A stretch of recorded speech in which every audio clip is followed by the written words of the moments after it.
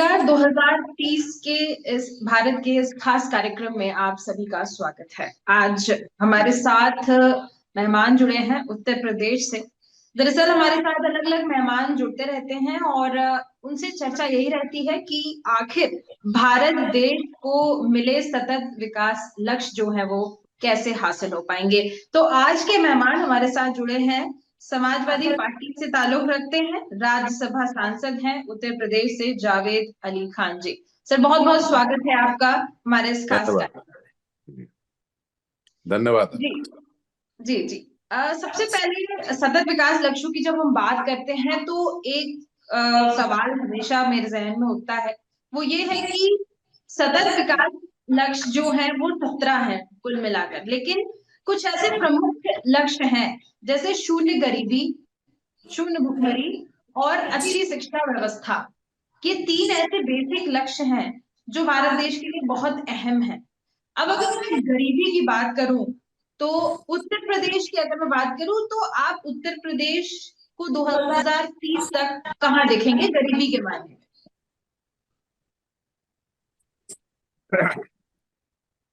देखिए, गरीबी दूर करना जी हर सरकार का लक्ष्य होना चाहिए।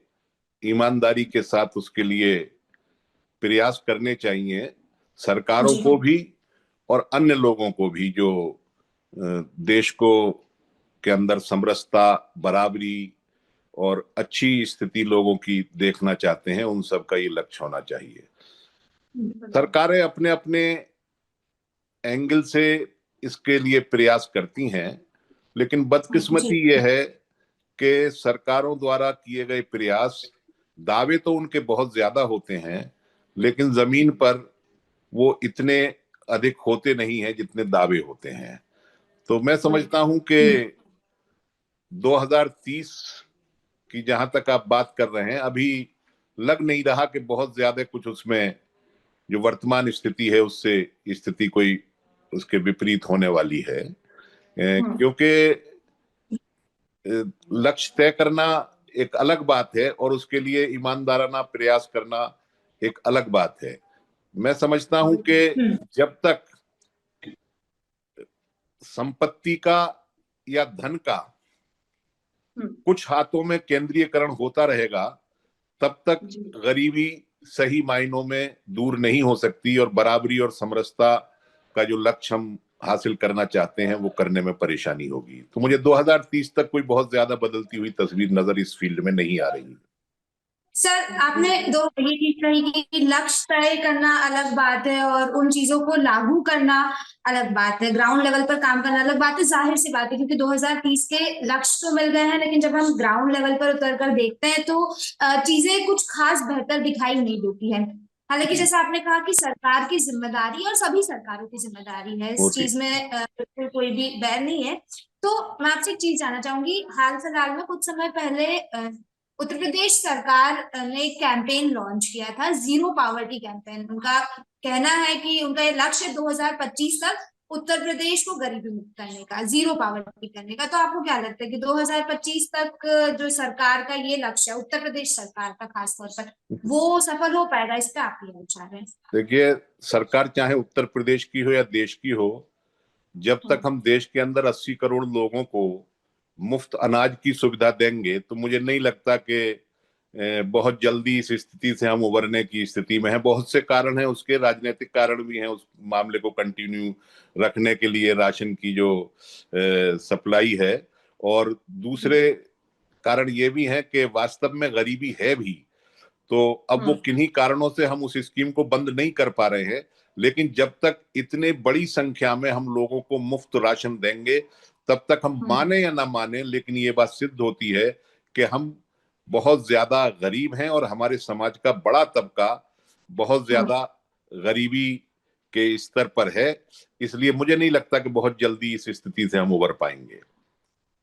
जी, एक पहला जब मैंने सवाल किया था तो आपने कहा था कि संपत्ति और धन कुछ हाथों में अगर केंद्रित रहेगा तब तक कुछ भी ऐसा खास नहीं हो सकता है। तो मैं थोड़ा सा इस बारे में जानना चाहूंगी कि संपत्ति और धन किन हाथों की आप बात कर रहे हैं?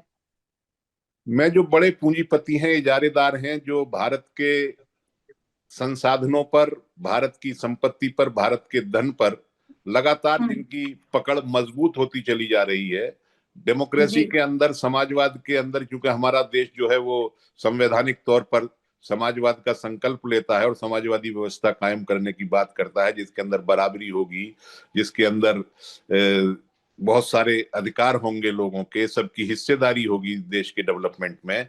वहां संसाधनों पर कुछ खास लोगों का या एक खास वर्ग का, जो बड़े इजारेदार पूंजीपति हैं, उनका जी लगातार पकड़ उनकी मजबूत होती चली जा रही है और जनता की पहुंच से प्राकृतिक संसाधन और दूसरे संसाधन दूर होते चले जा रहे हैं, और वो फिर उसकी कीमत वसूल करते हैं। जिन लोगों के पास वो संसाधन हो जाते हैं उसके उपयोग के लिए या उसका बंटवारे के लिए, वो फिर उसकी मनचाही कीमत वसूल करते हैं। तो मैं समझता हूँ ये स्थिति गरीबी दूर करने के लिए या बराबरी लाने के लिए, समरसता लाने के लिए बहुत सुखद स्थिति नहीं है। बिल्कुल। यहाँ पे समाजवादी पार्टी से आप ताल्लुक रखते हैं, तो मैं समाजवादी पार्टी से जुड़ा हुआ एक छोटा सा सवाल पूछूंगी। जब भी हम गरीबी, भुखमरी और शिक्षा की बात करते हैं, यहाँ पर उत्तर प्रदेश की मौजूदा स्थिति अगर देखें तो बेरोजगारी है। अगर बेशक।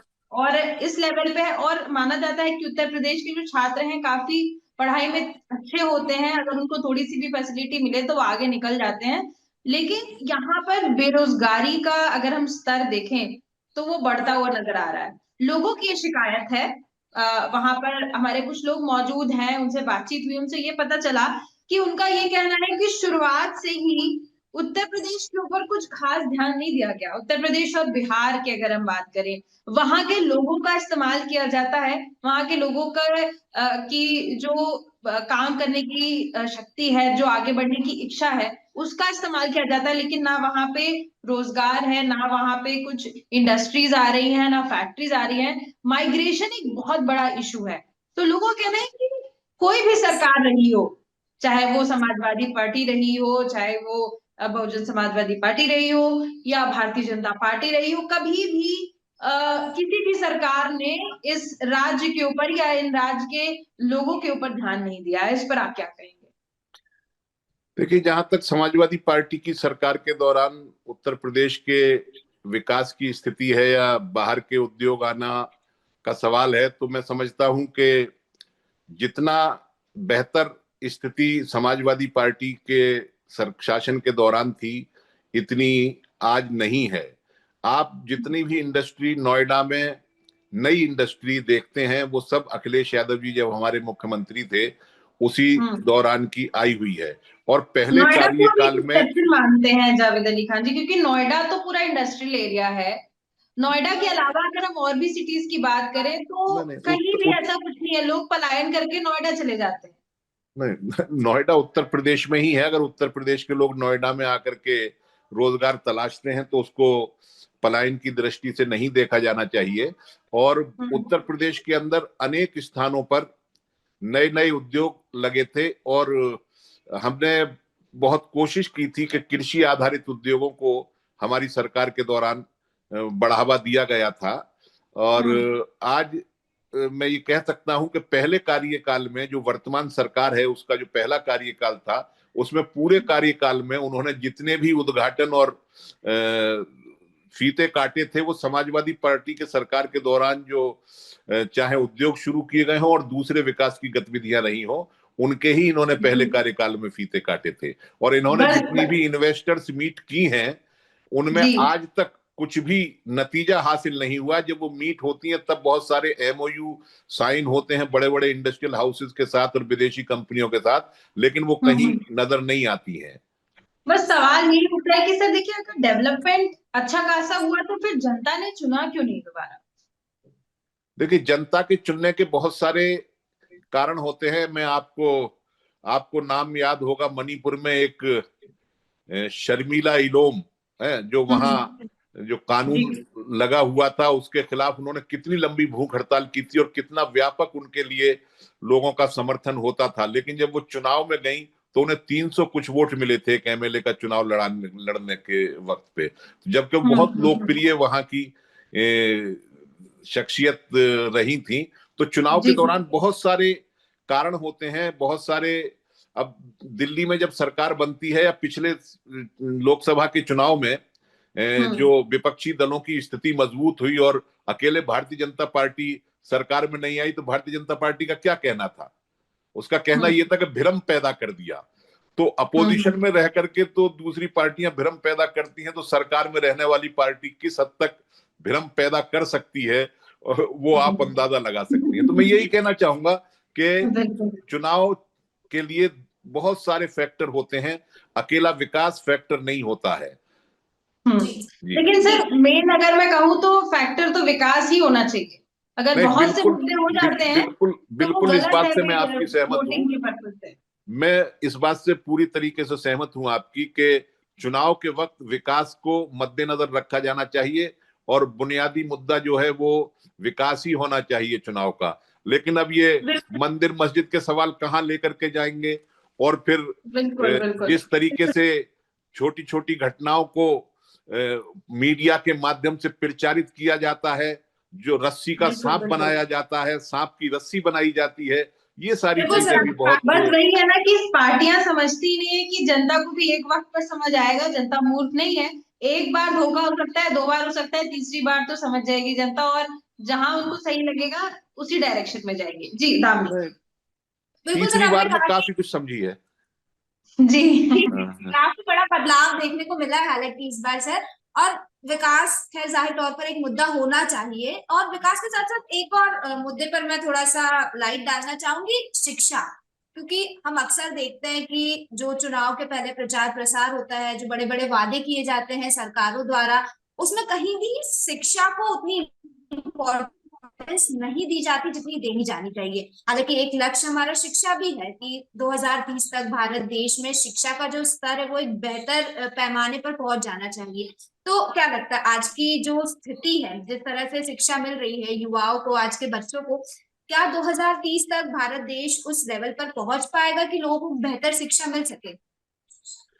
देखिए, मेरा मानना यह है कि शिक्षा का क्षेत्र जो है आजादी के बाद से भारत में प्रत्येक राज्य में, चाहे कोई सा भी राज्य रहा हो, उस पर इतना ध्यान नहीं दिया गया जितना दिया जाना चाहिए था। कारण क्या रहे हैं इसके लिए बहुत लंबी बहस हो सकती है, बहुत लंबी चर्चा हो सकती है, लेकिन मैं यही कहना चाहूंगा कि शिक्षा को प्रायोरिटी पर रखा जाना चाहिए। मैंने शुरू में अपनी बात के कहा था कि लक्ष्य तो हम तय कर लेते हैं, लेकिन उन लक्ष्यों को दोबारा से उनका हम समीक्षा नहीं करते कि हम कितना पूरे कर पाए, कितने नहीं पूरे। मैं 2-3 उदाहरण आपको देना चाहूंगा। जब न्यूक्लियर डील हुई थी तब कहा गया था कि 1924 तक भारत के अंदर बहुत सस्ती बिजली हम जो है नाभिकीय ऊर्जा से पैदा करेंगे, यूरेनियम खरीदने के लिए हम समझौता करना है, बहुत अच्छी, और 2024 तक हम यूरेनियम इस्तेमाल करेंगे और 2024 के बाद हम थोरियम पर चले जाएंगे। जब न्यूक्लियर डील हो रही थी 2008 की मैं बात कर रहा हूं, और 2024 तक सबको बिजली मिल जाएगी, बहुत सस्ती मिल जाएगी। लेकिन आज की स्थिति क्या है, वो नहीं हो पा रही। अब हम सौर ऊर्जा का लक्ष्य तय कर रहे हैं, तो सौर ऊर्जा में हमने 22 में एक लक्ष्य निर्धारित किया कि हम 50% जो है 2022 तक या 23 तक हम बिजली जो है सौर ऊर्जा से जो कंजप्शन है, घरेलू कंजप्शन, वो लेना शुरू कर देंगे। लेकिन अब हमने बढ़ा करके उसे 2030 कर दिया है। अब 2070 तक हम जो है अपने लक्ष्यों को ले जा रहे हैं। तो डेडलाइन बढ़ाते चले जाते हैं, उस समय सीमा को हम लगातार आगे करते चले जाते हैं जो लक्ष्य तय करते हैं। लेकिन यह है कि शिक्षा के क्षेत्र में ये जो लक्ष्य भी हम तय करें उसे गंभीरता के साथ करना चाहिए। जब तक शिक्षा सबके लिए उपलब्ध नहीं होगी, सबके लिए सस्ते दामों पर शिक्षा उपलब्ध नहीं होगी, तब तक हम शिक्षा के क्षेत्र में बहुत ज्यादा प्रगति नहीं कर सकते हैं। और बदकिस्मती ये है कि हमारे देश में शिक्षा का स्तर तो यकीनन बेहतर हुआ है, लेकिन वो लगातार महंगा होता चला गया है और आम आदमी की पकड़ से शिक्षा दूर होती चली गई है। सरकारी संस्थानों में बुरी हालत हो गई है, वहां इतना लोड हम ले नहीं सकते, तो हम उसको बढ़ाने की बजाय नए नए प्राइवेट संस्थाएं जो है निजीकरण उसका शिक्षा का करते जा रहे हैं। निजीकरण तो एक हद तक समझ में आता है, लेकिन व्यवसायीकरण उसका हो रहा है। शिक्षा को जो है पूरे तरीके से हमारे देश के अंदर आज अच्छी शिक्षा को उद्योग के तरीके से ट्रीट करते हैं लोग, उसमें पैसा लगाते हैं, इन्वेस्टमेंट करते हैं, प्रॉफिट पैदा करते हैं, जबकि शिक्षा जो सामाजिक सरोकार होना चाहिए था। तो मैं समझता हूं कि शिक्षा के क्षेत्र में जरूर हमें प्रयास करना चाहिए और हमारी सब सरकारों को ईमानदाराना उसके लिए प्रयास बहुत जरूरी है उसके। बिल्कुल। चलिए एक आखिरी सवाल, क्योंकि समय सीमा है, तो एक आखिरी सवाल मैं आपसे पूछना चाहूंगी कि आपको क्या लगता है कि भारत देश की सबसे बड़ी समस्या क्या है? सबसे बड़ी समस्या क्या है? और साथ ही अगर समाजवादी पार्टी को अवसर मिला तो समाजवादी पार्टी किस तरीके से बदलाव ला सकती है? देखिए, मुझे लगता है कि भारत के अंदर, मैंने जैसे कहा कि संसाधनों पर कुछ लोगों का कब्जा है और हम्म सबकी भागीदारी देश के विकास में समाज के सभी वर्गों की नहीं है। ये एक बहुत बड़ी समस्या है। बेरोजगारी हम्म और शिक्षा के जो सवाल हैं वो बहुत महत्वपूर्ण हैं, लेकिन वो हम्म बगैर सब लोगों की बराबर भागीदारी के हम्म देश को आगे बढ़ाने में और देश को मजबूत करने में सबकी बराबर भागीदारी होनी चाहिए, और सबका प्राकृतिक संसाधनों पर और देश के दूसरे संसाधनों पर सबका बराबर का हिस्सा, जितनी उनकी संख्या है उसके हिसाब से होना चाहिए। तो वो काम जी। करना चाहिए। मैं निश्चित रूप से इसको जातीय जनगणना की तरफ अपनी बात को लेकर के जाना चाहूंगा। जब जातीय हम्म जनगणना होगी तो हमें पता हम्म चलेगा कि समाज में कौन वर्ग कितना है, कितना लाभ ले रहा है, कितना योगदान दे रहा है। वो प्रयास करना हम्म चाहिए कि लाभ भी बराबर बटे और हम्म। रेस्पॉन्सिबिलिटी जो देश के विकास के लिए वो भी बराबर हो। इसके लिए तो क्या जातिगत जनगणना आपको नहीं लगता कि कहीं ना कहीं सही नहीं है भारत देश के लिए? ऑलरेडी देख रहे होंगे आप कि जाति को लेकर कितना विवाद है भारत देश में। अगर ये पता चल जाए कि इस नहीं, पर्टिकुलर जाति के लोग ज्यादा है, जितनी भी इस वेलफेयर, पर्टिकुलर जाति के लोग कम है, तो कहीं ना कहीं वो आपसी जो सामंजस्य भी बना हुआ है वो भी नहीं बना रहेगा। जितनी जितनी वेलफेयर स्कीम है सब जाति आधारित है हमारे देश के अंदर है। हम्म और जो हम्म सरकार ने कुछ नया काम किया, आर्थिक आधार पर जो आरक्षण दिया, वो भी एक तरीके से जातिगत आरक्षण ही है। अगर वो तो ये नहीं होना चाहिए बेसिकली। सामान्य वर्गों को आर्थिक आधार पर जो आरक्षण दिया है, तो अगर सामान्य कह रहे हैं तो उसके अंदर सभी जातियों के लोग आर्थिक आधार पर आने चाहिए थे उस 10% रिजर्वेशन में। लेकिन वो एक हम्म तरीके से सवर्ण आरक्षण बन करके रह गया है। तो मैं ये कहना चाहता हूं कि जाति के आधार पर हम आइडेंटिफिकेशन करने का सबसे अच्छा यूनिट जो है, डेवलपमेंट की क्या स्थिति है और उनकी क्या समाज में स्थिति है, आर्थिक स्थिति क्या है, हम्म वो हमने जो है जाति को ही मान रखा है। आज से नहीं, बहुत पहले से मान रखा है, और वर्तमान सरकार ने भी उससे कोई ऐतराज नहीं किया है। वो भी उसी रास्ते पर चल रही। तो गिनने में कौन सी परेशानी है? मेरे ख्याल से कोई परेशानी होनी नहीं चाहिए उसको।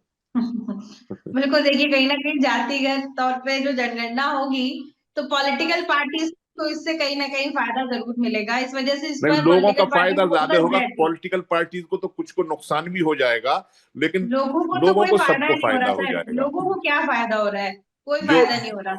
जो बेचारे जो बस जाते हैं, वोट देते हैं, वापस आ जाते हैं, उनको पता भी नहीं चलता कि उनके वोट गए कहाँ और उनका क्या हुआ। जो खैर। विकास की रफ्तार में पिछड़ गए हैं, उनको टारगेट करने में, उनको आगे लाने में थोड़ी मदद मिल जाएगी उससे। बिल्कुल। चलिए आपने बहुत अच्छी बातें बताई।